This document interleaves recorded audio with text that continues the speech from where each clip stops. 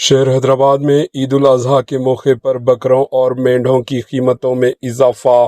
عید الاضحیٰ 2025 کے موقع پر ریاستی دارالحکومت شہر حیدرآباد میں قربانی کے جانوروں خصوصاً بکروں اور دمبوں و مینڈھوں کی قیمتوں میں نمایاں اضافہ دیکھا جا رہا ہے۔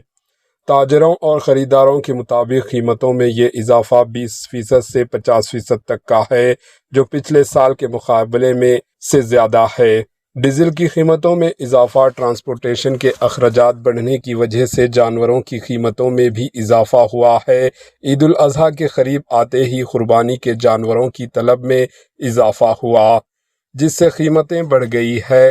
نیلور نسل کے دمبے مینڈھے جو سب سے لمبے ہوتے ہیں، اس کی قیمتیں جوڑے کے حساب سے 65,000 روپے تک پہنچ گئی ہے، جو پچھلے سال کے مقابلے میں کم از کم 20% زیادہ ہے۔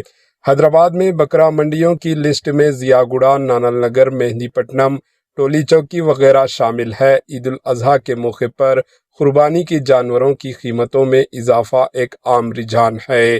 Bureau report, AHN news.